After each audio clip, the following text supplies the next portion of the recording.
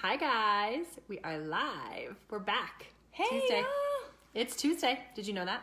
Tuesday, 11:30 Mountain Standard Time. That's right. That's when we come live on the Families of Character page every Tuesday. Woohoo! Yep, I'm Sarah. And I'm Jordan. And just to recap, we're here every Tuesday to talk about fun parenting things. Absolutely. All things intentional parenting. That's right here. Yeah, we come live on the Families of Character page to create a tribe of people to start discussions on how to, hi Stephanie, raise kids. Kindness, honesty. Respectful. Yeah, exactly. Temperate. Yeah. Speaking of temperance. Temperate. What about speaking about temperance? Tell them what we're going to talk about that's what today. we're talking about today.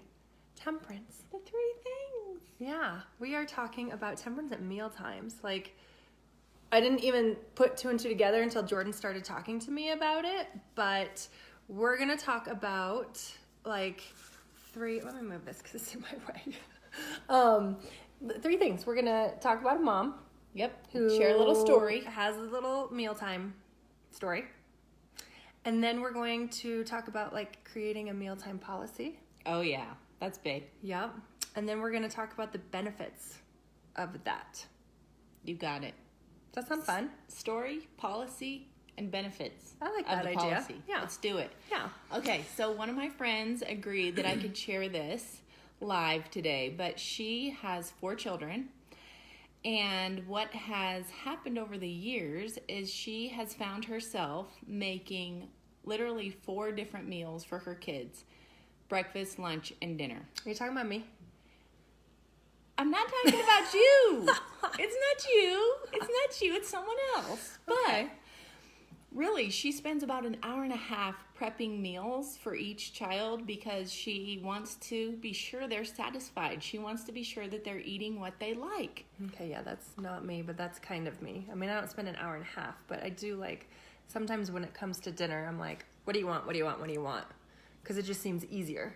That's what she said. She was like, well, because I asked her, how did you get into that? And she said, well, I was just sick of my kids complaining, and I don't like them whining about the food that I make, and so I just wanted to avoid that. So I just decided to start making what they like, and I can avoid all of the frustration and the hassle.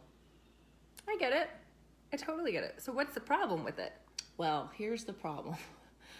The problem with that is we are conditioning them to get whatever they want when they want it. Okay. And I did have to gently confront this with her. I'm like, man, I know, I get it. I understand your intention is just try to keep peace. But at the same time, it's just super unhealthy for them. It's like the vice of temperance, right? So we are feeding all of their passions and desires and their appetites when we just give them what they want when they want it. And then also, if you think about this, I know we talk about this a lot here at Families of Character, but fast forwarding 10 to 20 years, like just imagine those same kids who get whatever they want every meal for 15 years. Okay. Now they're in a dating relationship and they start having passions and desires and they are wanting to get those needs met. And so you're correlating, like you're connecting the dots to just more than just what they want for dinner. right. Then it kind of starts to see, oh, well, I want that, and I want that, and I want that. So it's more than just Totally. dinner. Right.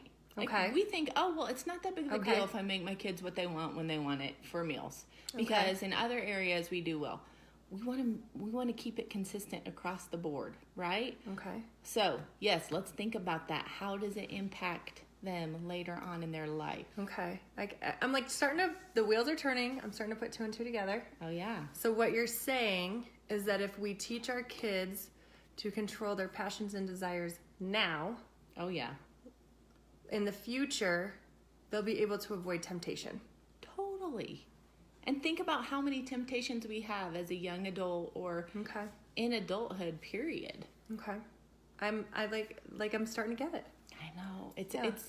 It's an investment up front for us at the table, right? And we have to put up with a little whining when we get this policy in place. But man, I'm telling you, the payoffs are huge, huge. And actually, temperance is like the one thing that is really missing from our culture today, because think of this culture we have. Yeah, we're just given into passions and desires all the time. All the time. Me, I. Here's what I want. Here's what I deserve. Here's what I'm entitled to. It's like, well, Okay. not so fast. So if we're going to start this at the dinner table then, yes. because I'm like, the wheels are turning in my head. Oh, yeah. And I'm thinking about my own dinner time chaoticness, right? Because I have 4 kids. Right, you do. Yeah. And they're all different ages. I even have a toddler. Okay. That makes it tough. So who else? Come on, like who else is got craziness, dysfunction happening at their dinner time, mealtime, dinner time? Like, yeah, I mean, Maybe it's breakfast that you all sit down and eat together, but tell us what's happening. Are people leaving the table? Are people eating on the floor in the living room? Do they have their screen out? Are they, if you have teenagers, are they taking their food up to their room? How many complaints are you getting about what you serve? Yeah, Right? that's all good points. Yeah, Yeah. all good points. Tell us what you got. What do you got going on? No shame. This is a no shame zone, okay? So no judgment. Just tell us what your challenges are at the table for meals. Okay, We'll watch for you. we will watch. So as we're watching, Yes.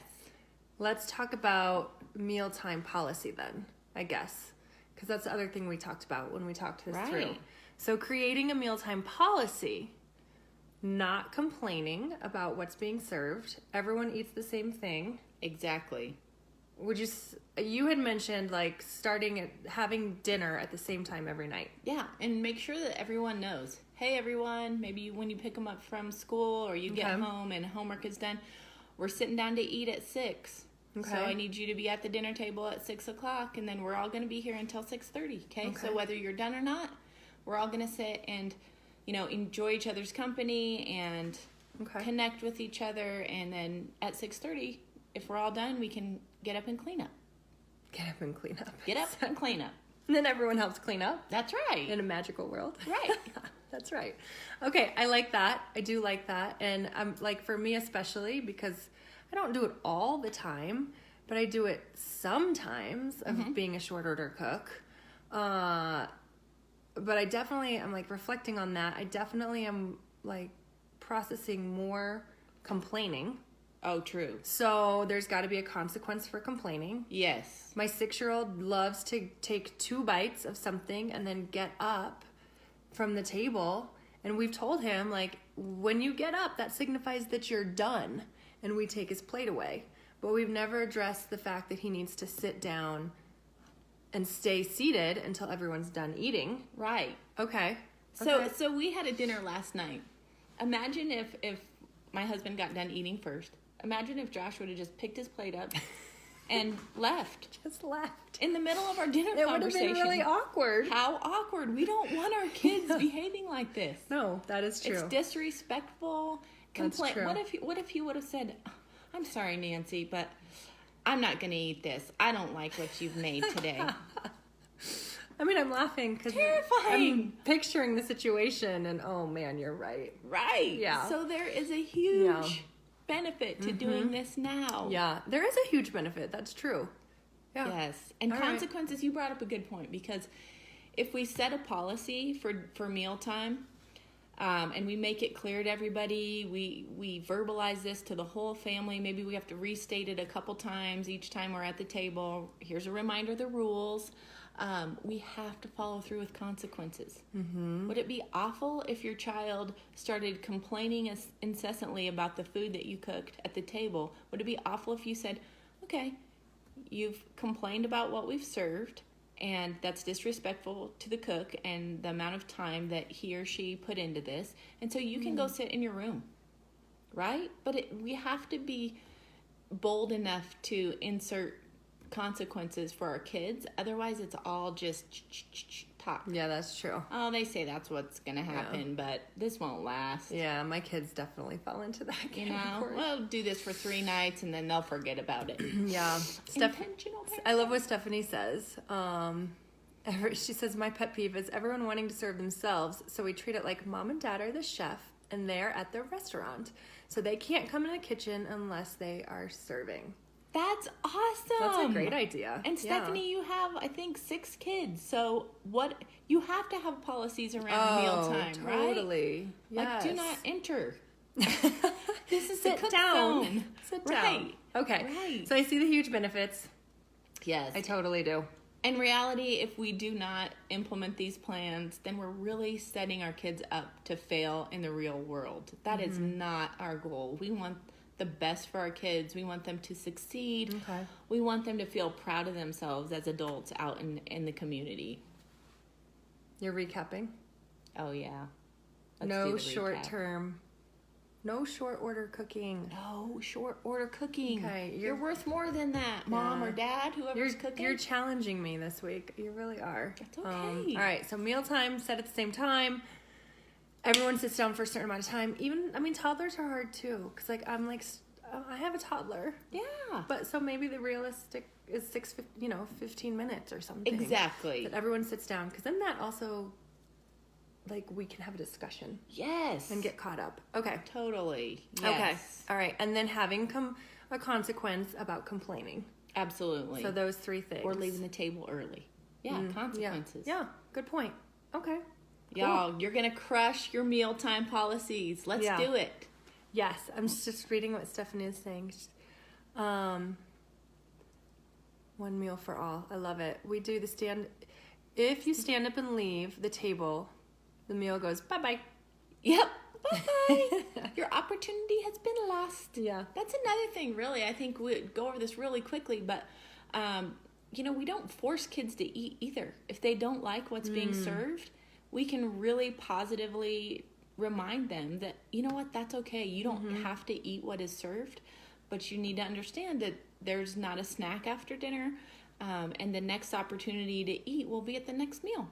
So we really put the decision-making power in their hands, right? It's not a huge punishment if they don't eat what you serve. It's just, I'm just going to remind you before you make your final choice that the next opportunity to eat will be at the next meal that we serve. Yeah. You could just, the wheels are turning in my head. Yeah, it's good. It's good. We So can do this. good. I just fall so into this trap. Well- Okay. Well, hopefully this was helpful for you guys because it was really Yes. helpful for me, this whole discussion. So that's why we're here. Woohoo! I know. So please, please, please don't forget to like the video, share the video, comment on the video, and then follow up blogs. We got some fun blogs posting this week. Yes. As always, we have our March Madness blog posting this week. Yes. So that's it for today. Woo! Thanks again for Yes, joining thank you guys us. for joining us, and we'll see you next Tuesday, 11:30 Mountain Standard Time on the Families of Character social media pages. Take care, y'all. Bye, guys. Bye.